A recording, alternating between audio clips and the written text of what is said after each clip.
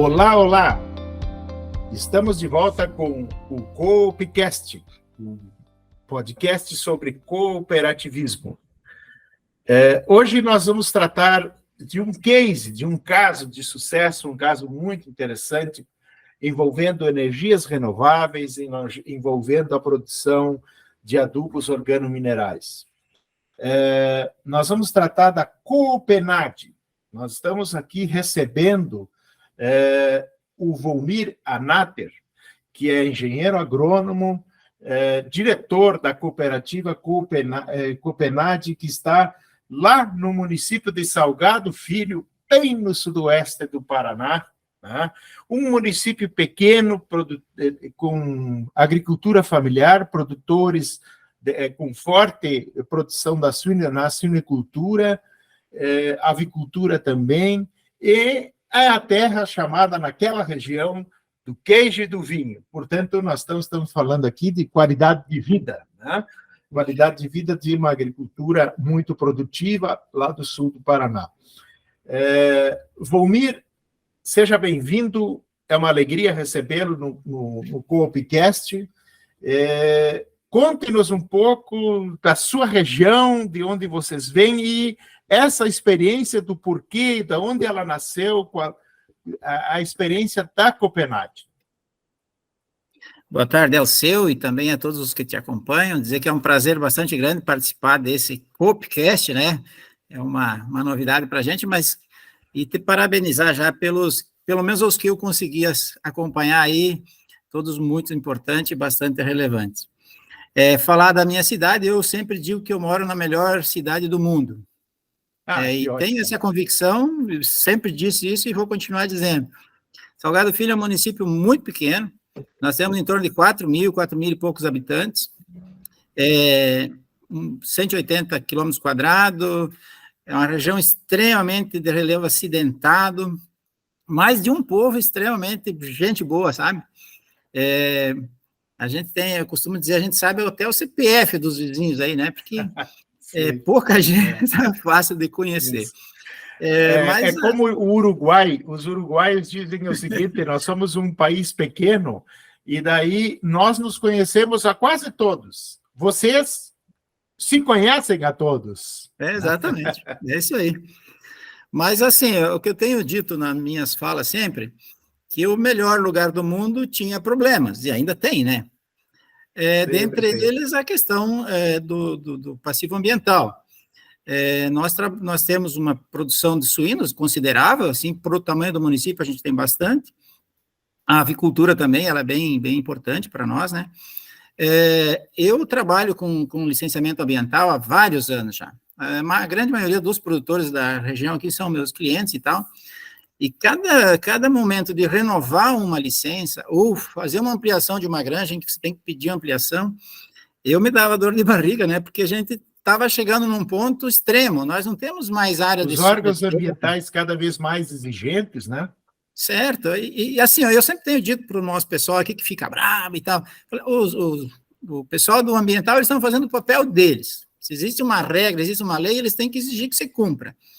E a gente que entende um pouco de terra, de solo, de produção, de água, eu me sentia mal também de saber que nós estávamos poluindo aquele espaço, né? O nosso solo aqui... Que é o espaço de vida de vocês, né? Oi? Isso, exatamente. É o espaço de vida de vocês. Onde a gente pisa todo dia, caramba. Isso. Então, precisamos preservar isso daí. A questão do solo extremamente saturado, né, principalmente por fósforo, a questão da nossa água, uma parcela importante da nossa riqueza maior, que eu considero que a água, não existe nada mais valioso do que a água, contaminada. Então, isso me incomodava demais. E aí, nessa busca de tentar achar mas vamos fazer o que para resolver? Então, nós temos que tratar o dejeto. Como é que trata o dejeto? E nessa caminhada, aí a gente foi atrás de alternativas, de opções, o que já existe, as usininhas que tem na nossa região aqui, algumas, né? E a gente começou a ir visitar e tal. Sim. E em um determinado momento, a gente reuniu todo mundo. Vamos lá, chamamos todos os produtores, tanto de suíno como de aves, colocamos numa sala e vamos lá, vamos discutir aqui esse negócio. Tem alternativa? O que é que podemos fazer? Bom, chegamos à conclusão que nós tínhamos que fazer alguma coisa, contratar um estudo sério, um estudo de viabilidade que realmente dissesse para a gente, não pode, dá, qual que são as alternativas, né? E a partir daí as coisas começaram a fluir muito, muito naturalmente. Claro que é um processo, é uma caminhada, isso não é fácil, não é para amador, não é para caboclo fraco, não. Para encarar um desafio desse aí tem que ter força, né? Mas, assim, a força vinha da nossa união, né? O nosso povo aí abraçou a causa, assim, com muita determinação e as coisas começaram a acontecer. Para te dizer, Alceu, assim, ó, a nossa usina ela não está concluída, nós estamos esperando o start aí para os próximos 30, 40 dias, né? Mas ela andou muito bem, tá nos finalmente. Que ótimo. Aí vocês... eu acho que tem uma questão importante no Paraná, aí no sul, no sudoeste do Paraná, que é todo esse desenvolvimento dos programas de energia renováveis a partir, fundamentalmente, do biogás, que é puxado, diria assim, em boa parte foi um histórico da Itaipu, que financiou projetos de pesquisa nessa área, e também o governo do estado do Paraná, tem um coordenador deste programa, que é meu dileto amigo Erlon Beuza de Almeida, um abraço, Erlon, que acompanha, inclusive, o nosso podcast em alguns momentos. Então, vocês têm esse apoio também, principalmente, eu diria assim, esse avanço tecnológico que ocorreu já, né, que é histórico, quer dizer, vocês têm uma segurança de implantar uma usina de biogás, de energia a partir de biogás, a partir já de tecnologias seguras, né, em razão da pesquisa brasileira que vem durante já há vários anos. Aliás, acho que mais de 2 décadas, inclusive, né? Porque essas coisas, elas são lentas, e, obviamente, também no nível mundial, esses modelos, digamos assim, nós temos hoje tecnologias bastante modernas, né? E aí tem outro momento que é, obviamente, vocês fundaram uma cooperativa. Por quê, digamos assim? Vamos fazer uma pergunta bem objetiva. Vocês poderiam ter escolhido vários modelos de implantar isso. Qual foi a razão de criar uma cooperativa? A gente tinha várias alternativas, mas dentre todas as alternativas, a mais viável, ou a que nos apaixonava mais, era o cooperativismo. Nós temos, assim, para contextualizar um pouco, né, ainda alguns resquícios de um sistema cooperativo que existiu no passado, sem um controle adequado. Nós aqui na minha cidade, por exemplo, tem uma cooperativa que veio aqui e faliu, ele quebrou um monte de gente, o pessoal se incomodou demais da conta, né? Isso. Mas tem problema de credibilidade depois. Sim, então para você recuperar essa credibilidade é difícil. Eu sou um grande apaixonado pelo setor, pela questão cooperativista, acredito muito nisso, e nos mais reticentes, aqueles que realmente não queriam, tinham medo, a cooperativa não funciona. Aí eu tive uma conversa mais no pé do vidro, não, peraí, vamos lá. Vamos entender, nós estamos trazendo uma herança lá de trás, que realmente ela foi trágica, ela doeu para todo mundo, mas nós temos que entender que evoluiu, né? Hoje não existe mais aquele sistema em que uma pessoa mandava, dava com o talão de cheque no bolso, pagando conta e pagando a conta dele, inclusive, né? Então, as coisas evoluíram, e aí a gente começa a citar, não, as cooperativas que nasceram posterior a isso, vamos lá, as cooperativas de crédito, as cooperativas de produção, e a gente tem modelos e exemplos, assim, muito bacana na região, muito bacana mesmo, então foi mais fácil de convencer. Claro. Mas, assim, o que a gente sempre trabalhou, que aquele projeto, aquela usina que nós estaríamos construindo, ela seria de todos nós. Os associados são dono integral, não tem diferença nenhuma. Nós tivemos possibilidades, propostas de investidores que viriam aqui e fariam tudo, tá? E a gente, não, peraí, nós vamos ter que fazer nós, isso aqui é para nós. Se vai gerar alguma coisa aqui, quem vai ter que faturar somos nós, né? Também encaramos aí todos os desafios e as possibilidades de dar errado, né? Então, assim, mas a opção pela cooperativa, ela nasce desse desejo, assim, de partilhar de uma forma mais parceira mesmo, né, entre todos. Hoje são quantos associados na cooperativa? São 53. 53 associados, e todos eles fornecem os dejetos para a futura usina de biogás que vai gerar eletricidade. Talvez se você pudesse nos explicar um pouco no contexto, dizer o que vai ser, como funciona esse empreendimento, quais são os seus aspectos mais fundamentais ali. Certo. Então, vamos lá. O porquê que tem 53? Porque são todos os produtores de aves e suínos do município, tá? Tem, eu acho que 4 ou 5 que são de municípios vizinhos aqui, né? Quando a gente desenhou o projeto, a gente fez lá, vamos pensar assim, um raio até onde que é viável ir buscar o dejeto, tá? Então, a questão dos suínos, ela é bem diferente de aves. Porque os suínos, sim, a maioria das granjas, o caminhão vai todo dia lá buscar. E o transporte vai ser feito por caminhões.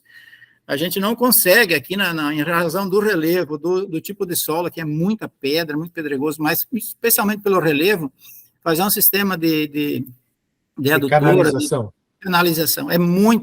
A gente estudou até a exaustão e chegou a uma conclusão, aqui não dá, não tem, vamos parar com essa brincadeira e vamos trabalhar diferente. Então, a gente terceirizou, então a gente já tem os parceiros aí que têm os equipamentos, os caminhões para fazer o transporte. Então, a gente limitou o raio para o dejeto suínos em 15 quilômetros. Tá? Então, okay. Fora, a gente uma questão importante na logística. Na logística, porque você tem que fazer cálculo, né? Para mim ir buscar esse dejeto lá e trazer aqui, quanto que me custa? Então, a gente teve que chegar num limite. Diferente da cama de frango, que a cama de frango, ela tem um valor agregado muito grande por causa do sólido, e aí vai para o fertilizante, né? Organomineral e orgânico que a gente vai produzir. Então, a gente, sim, espichou o braço um pouco mais. A gente poderia estar com mais de 100 associados hoje tranquilamente, mas a gente também falou assim, ó, principalmente a opinião do nosso presidente, e ele está certo, e a gente concorda, né? Vamos esperar ligar a máquina. Quando ela começar a funcionar, não, está dando certo, a coisa está andando, aí a gente vai aceitar mais gente e vai seguir. Mas a ideia... Até porque o estabelecimento tem uma determinada capacidade de produção, né? Isso. Ele tem capacidade de aceitar um determinado volume de dejetos. Perfeito. Isso, obviamente, já está pensado e planejado. Sim, sim. E aí ele tem uma folga ainda que dá para ampliar, né? Na questão do fertilizante, a gente consegue, assim, mais que duplicar, triplicar, inclusive. A questão da produção do biogás é um pouco mais complicada por causa do tamanho dos biodigestores, né?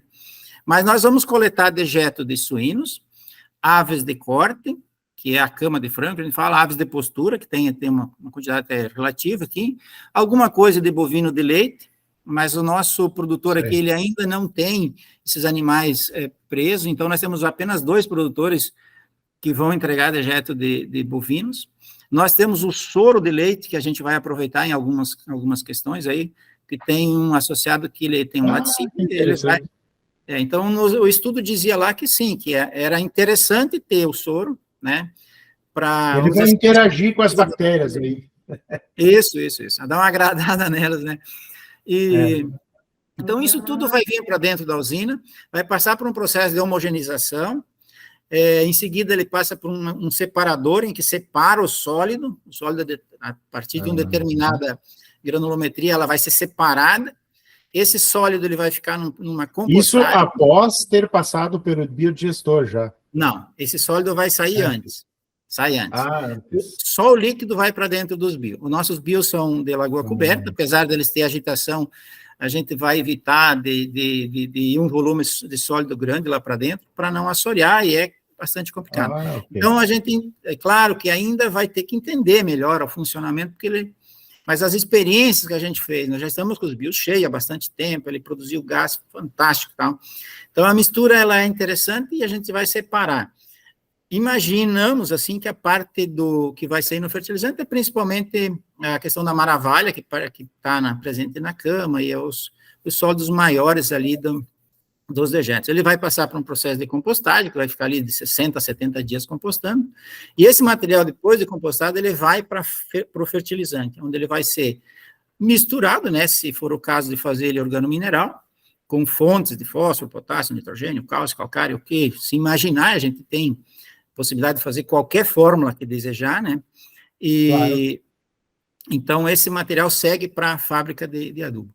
E o líquido vai para dentro dos biodigestores, onde ele vai produzir o gás, né. Hoje nós temos na usina 3 motores, Scania 420 kW, não sei lá. Nós vamos produzir 780 kWh de energia corrente constante. É quase 1 megawatt, né? Quase 1 mega. O projeto é para 1.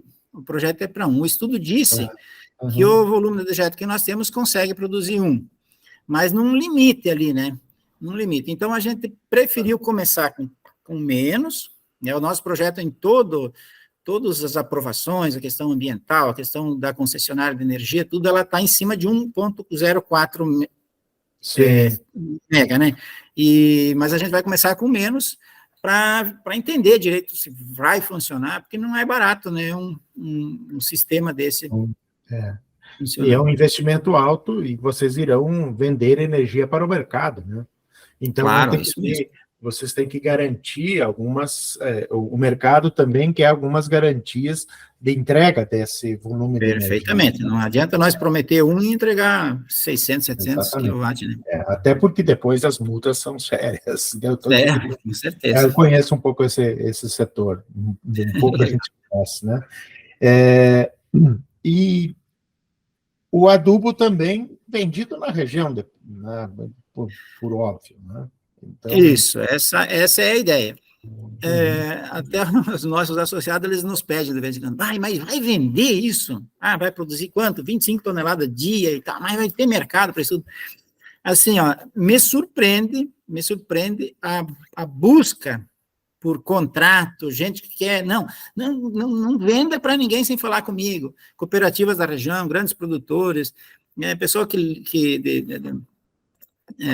o comércio aí, né, que trabalha com esse material, a gente tem, assim, um namoro, assim, bem intenso aí, de pessoas interessadas nesse produto. Nesse sentido, lhe faço uma pergunta, quer dizer, eu acho que você, como agrônomo, que trabalha com licenciamento ambiental, conhece bem essa questão ambiental, à medida em que existe uma demanda por parte das empresas, de insumos, dos produtores para isso, você não sente que isso denota uma postura um pouco mais nova, uma postura mais preocupada com a produção biológica, orgânica na agricultura, de mudança de paradigma, no sentido de fazer uma agricultura produtiva, ter resultados, mas também preocupada com a questão ambiental?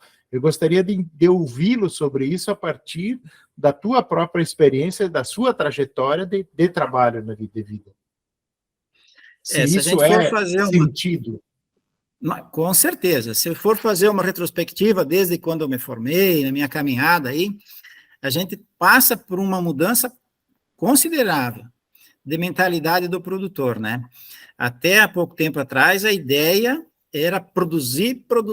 Hoje não, peraí, como é que eu vou produzir? A questão da sustentabilidade. Tem muita gente que investia um caminhão de dinheiro para produzir mais dinheiro, e daqui a pouco ele olha para o solo dele e vê, peraí, não está legal esse negócio, né? O que eu estou errando? Então, esse olhar diferente já está acontecendo. Essa questão da preservação do solo, principalmente, das águas, mudou sensivelmente nos últimos anos. Eu tenho percebido isso de forma bastante, e me sinto feliz por isso, né, porque eu acho que como técnico, a minha turma aí que trabalha, né, os meus colegas, a gente tem levado essa preocupação para o produtor, e hoje eles estão nos ouvindo. Quando lá atrás a gente falava alguma coisa assim, eles diziam, piazada, né? Não é bem assim, deixa eu ganhar dinheiro aqui e sossega o pito, né? Hoje não, hoje é bem diferente. Claro que ainda existem os extremos, e tudo bem, né? Mas há uma gama de produtores bastante conscientes, preocupados, sim, em produzir quantidade e tal, mas existe essa preocupação, sim, da sustentabilidade, de que o sistema, ele está sendo visto mais como um sistema, não apenas como um ponto de eu vou produzir e pronto, né? Eu me sinto bem feliz, assim, de ver esse avanço que está ocorrendo. Eu diria que é animador, né? Por parte... inclusive agora que nós estamos aí terminando o mês em que comemoramos o Dia Internacional do Meio Ambiente, quer dizer, a experiência da Copenhague é uma experiência que ela tem uma relevância do ponto de vista ambiental fantástica, né? Muito importante, uma vez que você está trabalhando resolvendo um passivo ambiental, né? Eu ainda não, e uma pergunta sobre essa questão ambiental também. Vocês já pensaram ou já estão trabalhando com a ideia da compensação de créditos de carbono, à medida em que vocês retiram um volume significativo de metano da atmosfera diariamente? Com certeza. Ainda mais que isso gera renda, né? A gente, na primeira reunião que a gente fez, né? Que a gente reuniu os italianos e os alemães, porque aqui é duas colônias bem distintas, né? Mas todo mundo se entende, pode ficar tranquilo. A gente... Isso é que nem o nordestino. Eu vou fazer um parênteses. Uma vez tinha um gaúcho muito galderião, assim, né? Ele disse, lá no Rio Grande é tudo macho, somos tudo macho, não sei o quê. E o nordestino disse, olha, aqui no Nordeste nós é metade homem, metade mulher, a gente se dá bem. Então, aí também ali é metade italiano, metade alemão, mas o pessoal se dá bem. Por aí. Mas para dizer assim, na primeira reunião a gente falou, da onde que nós vamos conseguir pagar o investimento, tá? É da venda da energia, né? E da venda do fertilizante. Bom, há uma terceira possibilidade, que é a questão crédito de carbono. Mas desde imediato a gente já começou a buscar isso, entender como é que funciona, quais são as possibilidades e tal. Então hoje, assim, a gente tem evitado até de tratar do assunto, porque para não criar uma expectativa. Porque às vezes esse é um tema complexo. Concordo. E a gente, às vezes, chega alguém aqui com umas propostas, umas ideias, umas conversas que nos assusta, né? Meu Deus, será que é isso tudo? Daqui a pouco chega outro mais com o pé no chão, não, peraí, vamos ter que entender, vamos ter que estudar, vamos ter que medir.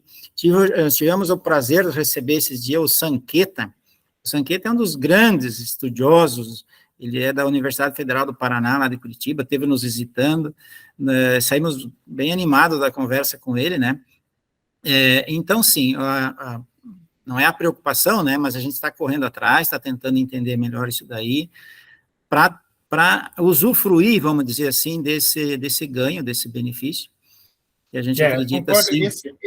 Esse é um tema que, é um assunto que há muitos anos ele está em voga e muitas vezes tem algumas propostas que são meio mirabolantes, concordo? Sim, sim. Nós aqui no Rio Grande do Sul, nós temos uma experiência muito bem sucedida das cooperativas de eletrificação rural e que elas têm grandes investimentos em pequenas centrais hidrelétricas e elas estão conseguindo já se aproximar desse processo de venda de crédito de carbono em função dessa energia renovável. Mas não é coisa que se faz do dia para a noite, realmente é um tema complexo. Eu vou lhe fazer mais um questionamento de uma coisa que me chamou muita atenção, como são a agricultura familiar, presença das famílias, né?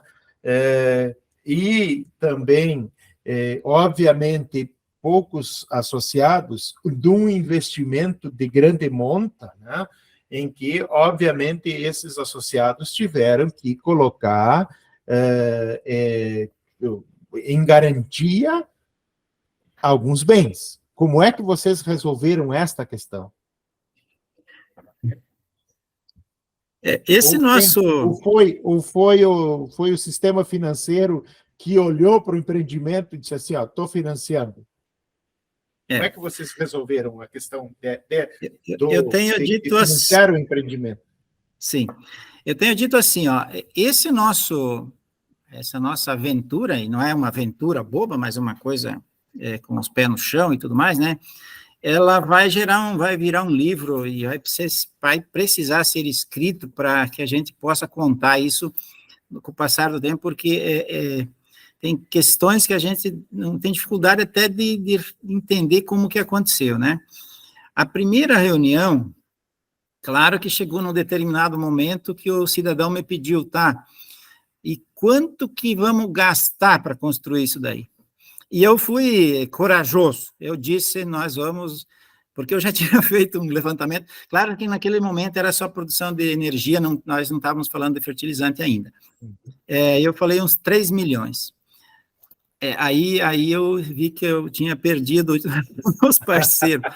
Meu Deus, 3 milhões, não, tá louco, você tá doido, não é possível, não, é muito caro, muito dinheiro, e blá, blá. Mas a coisa começou a caminhar, a gente fez o estudo, fez os projetos e tal, e chegamos lá na hora de pedir o dinheiro para o banco em 12 milhões. Hoje está em 15, tá? Só para arredondar o valor.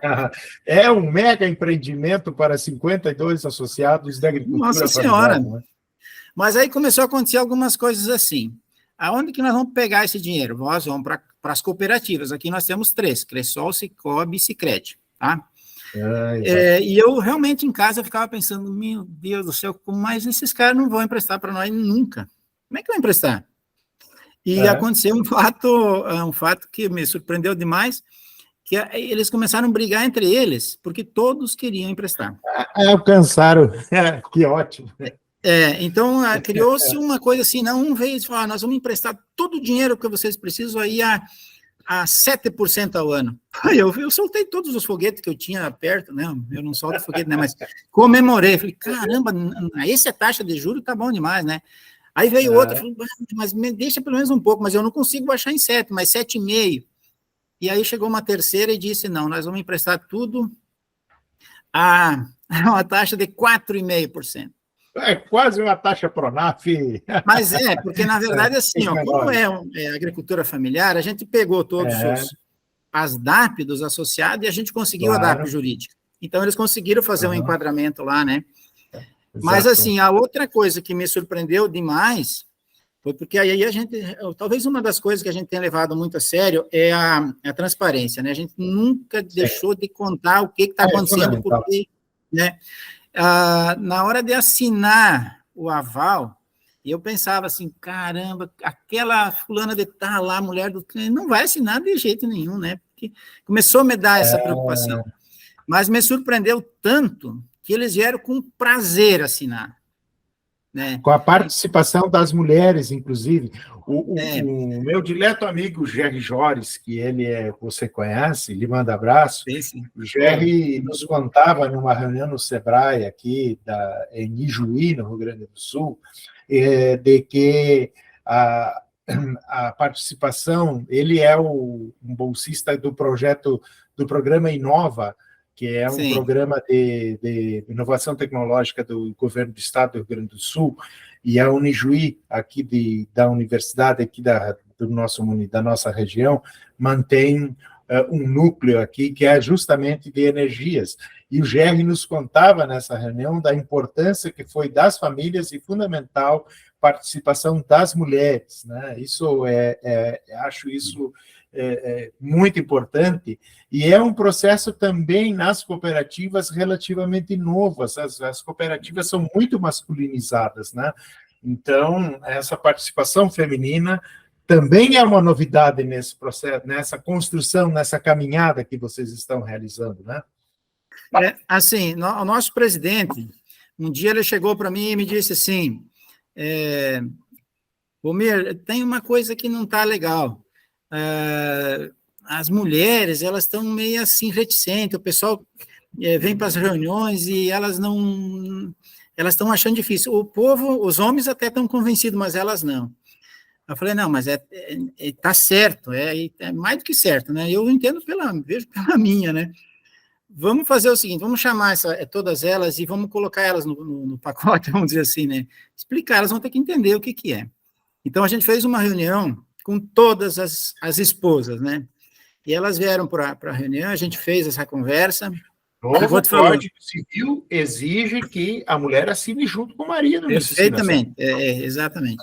Mas bem antes disso, então, a gente coloca elas na conversa e explica para elas o projeto, como que é, o que está acontecendo, que tamanho do tamanho da encrenca, né?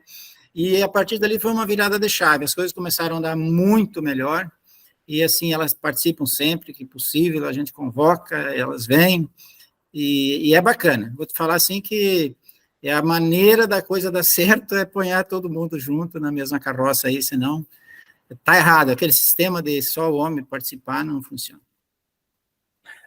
Acho que esse é o outro grande avanço e um modelo para que a sociedade toda acompanhe esse lindo empreendimento, uma vez que tem essa verdadeira participação familiar no processo, né? Valmir, assim, vamos caminhar para o encerramento.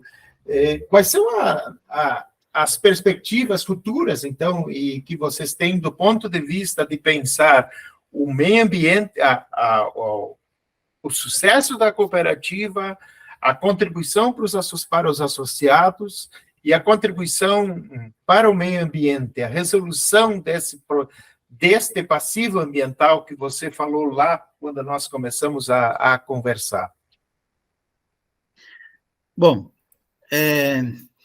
se a gente for fazer relacionar aí os benefícios que a gente percebe desse projeto, se nós pensar a questão ambiental, nós vamos tirar mais de 7.500 metros cúbicos dia de metano da atmosfera. Nós vamos resolver a questão de contaminação de solo e da água. A resolução, vamos dizer, a diminuição considerável dos odores, né? Porque não existe uma granja de suíno que não tenha porque eles armazenam tudo ali, né? Fica aquelas lagoas imensas, né? Então isso não vai existir mais. Eles vão ter uma lagoa, vão ter lá um receptor lá que vai guardar o dejeto por 1 dia, 2 dias, em algum caso 3, e já será recolhido, né? Então, assim, se nós for olhar ambientalmente, nós vamos fazer algo extraordinário, não é dúvida. Você imagina um município inteiro, e 100% dos produtores são associados, ter esse problema resolvido, né? Com relação ao município, por exemplo, a geração de emprego, não é grande coisa, mas vai ter lá 14, 15 funcionários, nós vamos ter os terceirizados, né, que são os caminhões, os donos dos caminhões, os motoristas, então gera emprego. Vai gerar renda para os produtores, tanto das sobras, do dia que começar a sobrar, porque até o primeiro momento nós temos que pagar a dívida, né? Mas assim que vai sobrar dinheiro, esse dinheiro será dos associados, será dos donos do empreendimento, né? A questão de impostos, não há dúvida nenhuma que vai gerar imposto, especialmente a questão do fertilizante, não é pouco, é um volume considerável, né? Nós temos uma coisa que, inclusive, quem me despertou essa questão foi o Erlon, teu amigo Erlon, que também é muito meu amigo, Erlon Wesley, lá de Curitiba, né, do IDR, que é a questão do turismo. E a gente não pensava nisso, né? Pô, mas vai gerar turismo. Olha aí. Hoje, a usina não está pronta, não está funcionando, e você não tem noção da quantidade de pessoas que nos visitam. Essas pessoas, elas vêm de outros municípios, principalmente da região oeste de Santa Catarina, o pessoal aqui do sudoeste do Paraná, lá do oeste do Paraná, tem caravana toda semana. Esse pessoal não nos deixa um pila furado lá, né? Mas eles almoçam no restaurante do município. Como nós somos conhecidos como a terra do vinho e do queijo, eles passam comprando vinho, comprando queijo, levando embora. Então, antes do negócio estar funcionando, antes de nós estarmos preparados para receber esse povo, já tá tendo gente nos visitando, né? E uma outra coisa, assim, que vai facilitar, que foi uma das razões da gente ir atrás de uma alternativa, é a questão do aumento do plantel nas granjas.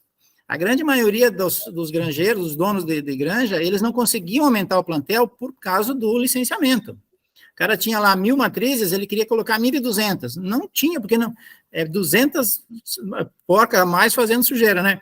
Não tinha onde pôr. Então, com essa possibilidade de recolher todo o dejeto, então eles vão... A possibilidade de aumentar o plantel é muito, muito, muito grande. Então, assim... Eu vejo que, se a gente for numerar, é um monte de benefícios que está chegando aí junto com esse projeto. Questão que eu considero primordial e a mais importante é a ambiental, mas a questão financeira também, ela está aí, está casada e ela precisa existir para realmente viabilizar o negócio e para que essas pessoas comprem a ideia e venham com a gente, né? Acho que é mais ou menos isso. Que maravilha!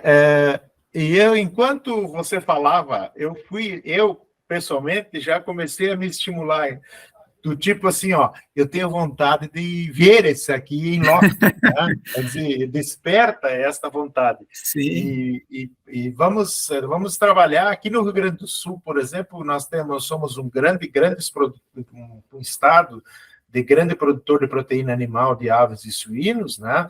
E nós temos algumas regiões, como é a região noroeste do noroeste do estado onde eu vivo, em que nós temos uma produção leiteira bastante tecnificada, com muito freestyle, com muitos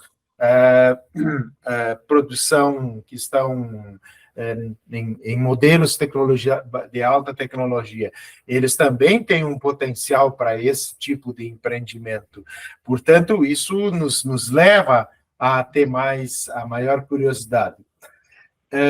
Volmir, muito, muito obrigado, agradeço por demais a sua disposição e a clareza com que foi nos explicado esse modelo de cooperativa para um empreendimento tão específico, né? Parabéns, e estamos aqui no Coopcast, quando vocês tiverem alguma novidade, por favor, nos enviem, que a gente faz essa discussão aqui nesse podcast. Muito obrigado. Poxa, Alceu, eu que agradeço. É um prazer, né, poder conversar com o amigo e levar essa ideia adiante, né? Dentre os sonhos da gente, o meu sonho é de que o nosso projeto seja triplicado, multiplicado, enfim, né? E a maneira de chegar em outros rincões aí, você está nos dando essa oportunidade de contar a nossa história. Muito agradecido mesmo. Deixo um abraço bem grande para o Gerry aí, que vai escutar com certeza essa nossa conversa, claro. E foi ele que intermediou isso daí, né? Chegou aqueles gaúchos aquele dia aqui, eu não dei muita trela, né? Vai saber quem são. E aí a gente acaba descobrindo que debaixo daqueles casacos ali tinha gente de coração de ouro, gente boa demais da conta, né? Ok, muito obrigado, um grande abraço. Até o próximo podcast.